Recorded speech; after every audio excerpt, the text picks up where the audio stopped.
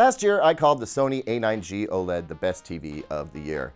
And that was really due to picture quality. It was a step above what I'd seen from Sony's competitors, and I thought that they deserved some recognition for that. It was definitely a controversial call. I still think about it at night, but at the end of the day, I stand behind that decision. And that makes me wonder, where is the Sony A8H gonna come in? Welcome back, everyone. Caleb Dennison here. And at the end of our unboxing video, I asked for you to leave me a comment about what you wanted covered in this particular review, the Sony A8H OLED, which, by the way, it's really hard to say. Anyway, you guys came with some really great suggestions, and we're gonna fold that in.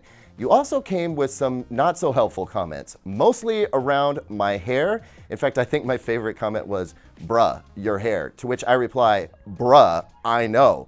It's my hair, I'm living with it, you just have to watch it." Anyway, can we just forget about the hair for a second and focus on this amazing TV? And it is an amazing TV. The Sony A8H is so good that it kind of calls up a lot of questions, and you guys came to me with those questions, so we're gonna answer them. But first, let's do a quick little review over what we covered in the unboxing. First, usability.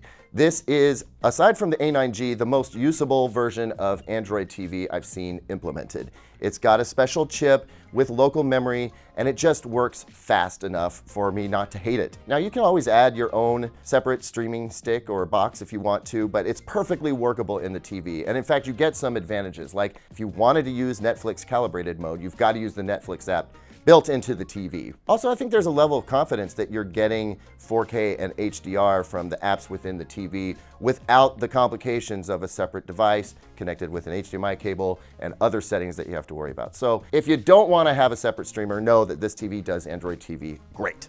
Now, as for HDMI, we have 4 HDMI inputs. One supports eARC, and that is the only support for anything related to HDMI 2.1 that you're going to get. Which brings me to answering one of the questions you guys left in the comments, and that is, what Sony TV does do HDMI 2.1?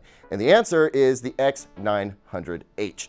Now that is an LED LCD television, but it supports auto low latency mode and variable refresh rate, as well as 4K up to 120. So that's the TV that you would want to get if you wanted a Sony TV and Sony picture quality, plus the better gaming experience. And in fact, that was part of the reason that Sony didn't include it in this TV, is because they think that this TV is going to be something for the videophiles of us out there, the cinephiles, folks who value picture quality above all else and probably just aren't going to be playing games on the TV. Is that rationale sound?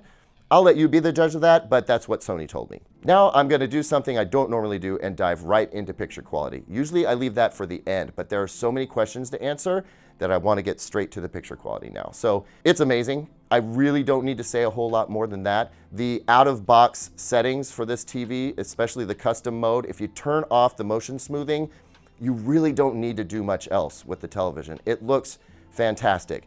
I don't like that I have to go into each individual input, including apps, to get all the custom settings right. And of course, once you kick into HDR mode or Dolby Vision, you've got to customize those as well. So there's a lot of setup work on the front end, but once that's done, it looks amazing. The color accuracy appears to be fantastic. The peak luminance is definitely enough to get you a really satisfying HDR experience. And of course, the perfect black levels. That's what OLED's all about, right? And as I mentioned in the unboxing, what's really great about this TV is that it comes out of black better than most. That's something that's unique so far to Sony's picture processing technology. So overall, fantastic picture quality. I'll put this TV against any other in that regard. And we will, as we get more OLED TVs in, we'll take a close look at how this TV compares to those. But I can tell you that it's every bit as good as the Gallery series OLED from LG, and just different in some ways. And that comes down to how Sony decides it's going to enhance certain parts of the image, but not enhance other parts of the image, how it handles HDR in general. It's very carefully tracking the EOTF curve. So really an outstanding TV. Picture quality is at its peak here. So there's really nothing more that needs to be said. Which raises an obvious question. If it's so great with the A8H, then where's the A9G fall into the mix? So let's answer that question. A8H versus A9G.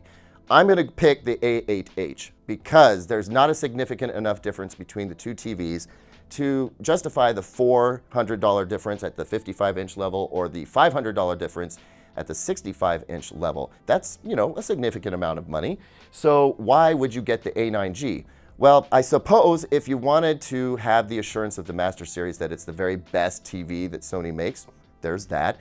Also, it has a more advanced audio system, it has more transducers, and it can also act as the center channel in your surround sound system. Just connect the TV to your center channel output on your AV receiver.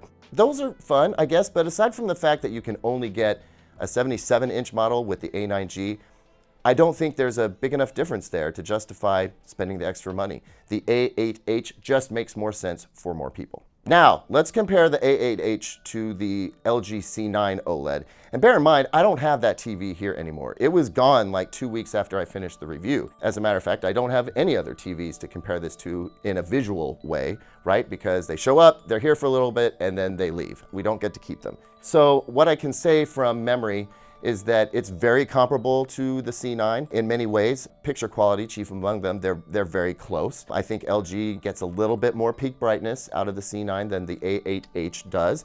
But again, I like the way Sony handles their HDR presentation. So I'm not gonna necessarily say that's a feather in LG's cap. I will say though that the C9 offers all of that great gamer-friendly stuff that the A8H doesn't. And so really when you're comparing the two televisions, I would say if you're going to do much gaming, especially if you're thinking about a next-gen console, or you want to connect your PC and get the most out of it when we start seeing HDMI 2.1 compliant video cards coming out, the LG is the clear winner there. I mean, this TV is not built to support that stuff. Between the C9 and C10, well, the C10 is a slight variant on the C9. There's not a whole lot that's different there. We'll wait for that review to really dig into what it is, but I will say this. If I was gonna buy an LG OLED right now, I'd probably buy the C9, not the C10. So really, comparing the A8H to the C9, two of the smartest OLED purchases you can make. I'm gonna say if picture quality is your #1 thing,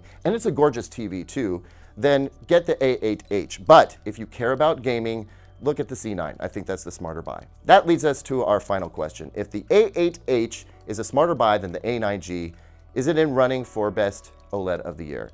Well, I'm not gonna release my opinion on that just yet. Mostly because I wanna check out the C10 in person, and also because I haven't seen Philips OLED yet, or Vizio's OLED, two new entrants. I wanna see what they look like and what kind of value they bring to the table. Too bad Panasonic isn't here in the US because that would be a contender. They're doing some amazing things with OLED. So I'm gonna hold my opinion on what the best TV of 2020 is gonna be until we've seen some more of them. I will say it is absolutely a contender. So should you buy this TV?